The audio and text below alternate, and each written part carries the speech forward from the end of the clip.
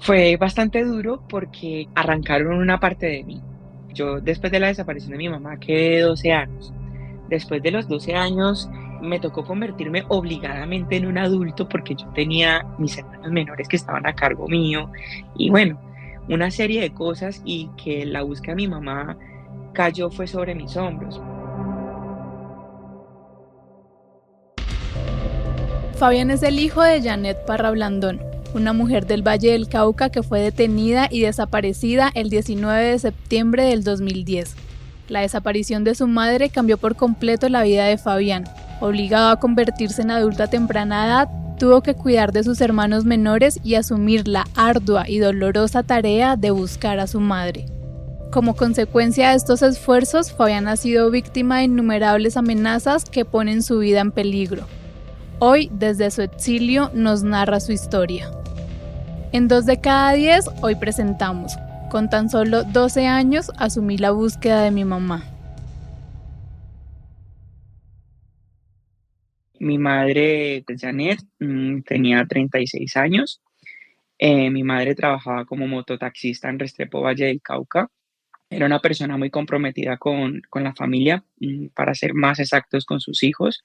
Somos 4 hijos, 3 varones y una niña, y una persona muy trabajadora, velaba demasiado por nosotros. Mi mamá no hacía parte de ningún colectivo, no tenía ningunas amenazas, de hecho, no tenía ni enemigos, o sea, por decirlo así, como por decir, mm, le pasó esto porque tenía este conflicto o algo, no. Hace 14 años, pues no sabemos nada de mi madre. Salió el 19 de septiembre del 2010 al trabajo, entre comillas, pero nunca más regresó. Hay muchas sospechas hacia una persona, otras partes indican que es sobre grupos armados, pero pues hoy por hoy a ciencia cierta no sabemos qué fue lo que pasó con ella.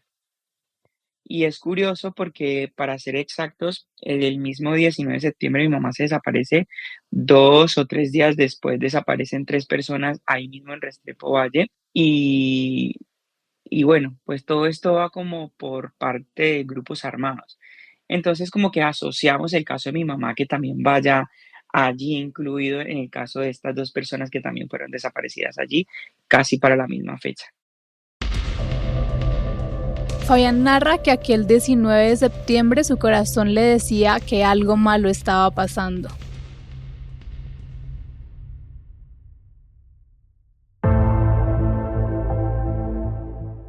El mismo día 19 de septiembre, y es algo curioso, porque yo empecé a sentir una corazonada, ¿sí? Lo que le llamamos coloquialmente una corazonada, eh, que nunca me había pasado. Normalmente mi mamá siempre me dejaba a cargo de mis 2 hermanos menores, y mientras ella llegaba de trabajar y todo eso. Y yo sabía que mi mamá podía salir entre 3, 4 o 5 horas y luego regresar. Pero ese día, no sé, algo se me cruzaba por el corazón, la cabeza y por todo, que algo malo pasaba.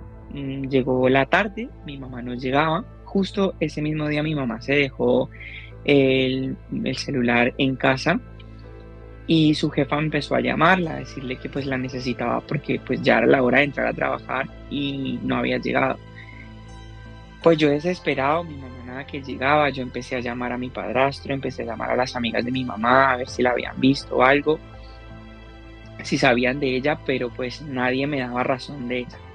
Llegaron las 6 de la tarde, mi padrastro llegó a mi casa y le dije que mi mamá dónde estaba, que no había aparecido en todo el día, y pues él me dijo que la había dejado en cierto lugar donde no era el recorrido por el que ella tenía que ir esa mañana.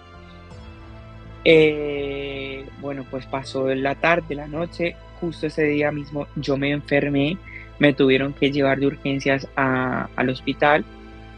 Y al día siguiente, para el día lunes, pues mi mamá no había llegado y ya era muy raro porque mi mamá nunca se quedaba por fuera de casa.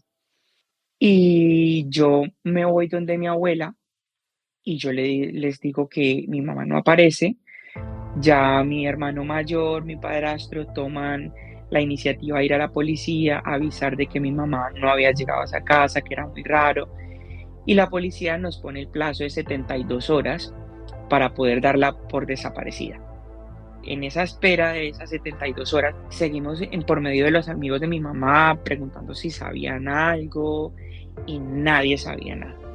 Pasando las 72 horas nos reciben la denuncia y yo me voy donde mi abuelo y yo tenía, justo mi mamá había acabado de renovar la cédula y yo tenía la fotografía de la cédula de mi mamá a mano y hago estos carteles que pone pues se busca y los números telefónicos donde podrían contactarnos y empiezo a pegarlos acompañada de mi abuelo por todo el municipio.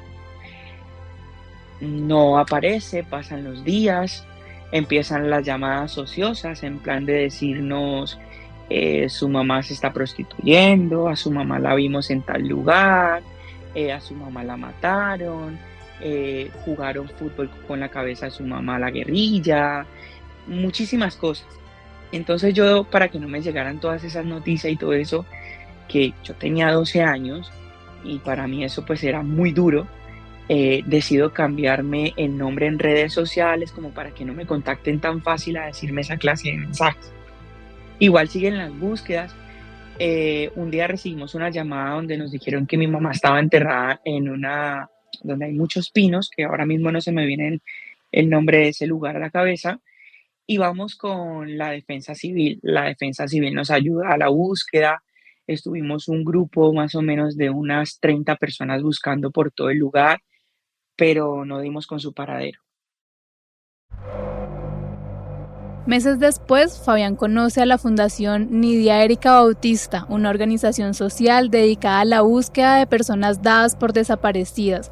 Allí recibe acompañamiento psicológico y jurídico y se asume como familiar buscador, iniciando así un nuevo capítulo en su vida.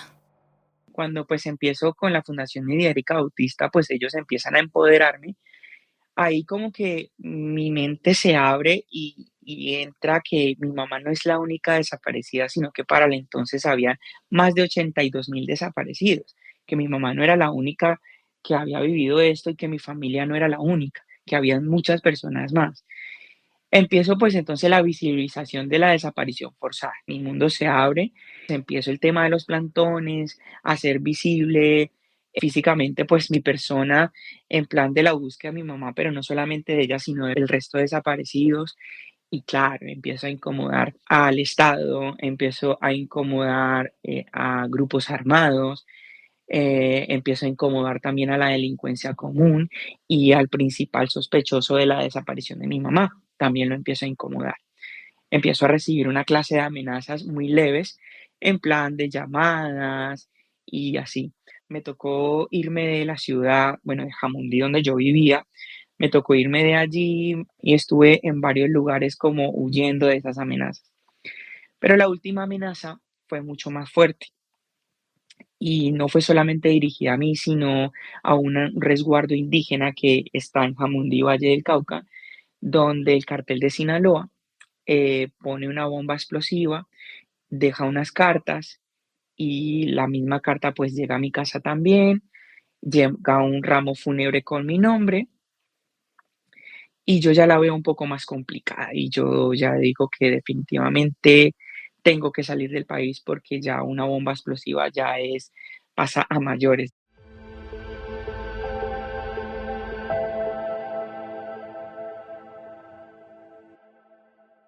Mientras Fabián inicia el proceso de papeleo para poder migrar y proteger su vida en otro país, en Colombia, año 2021, se da el estallido social, donde la juventud fue la protagonista.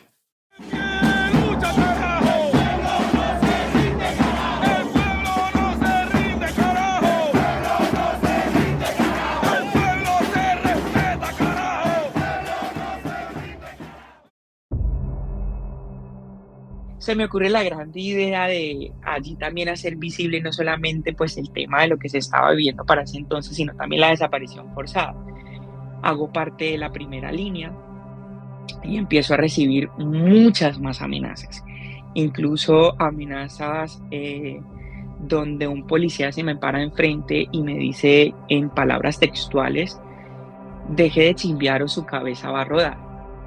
¿ya? Empiezo a tener persecuciones por parte de la policía.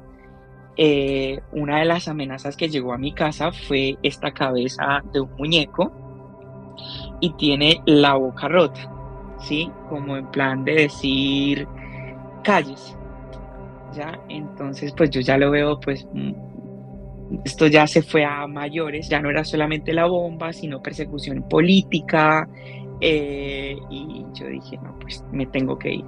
Hablé con una amiga que se encontraba acá en Europa y le dije, mira, me está pasando esto y realmente creo que tengo que abandonar el país inmediatamente porque corre en riesgo mi vida.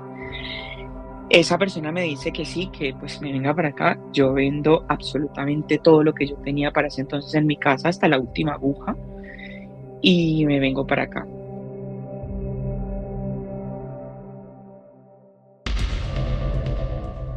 Actualmente Fabián está en el exilio y aunque sigue recibiendo amenazas a través de sus redes sociales, su trabajo por la visibilización de la desaparición y la búsqueda de su madre no terminan.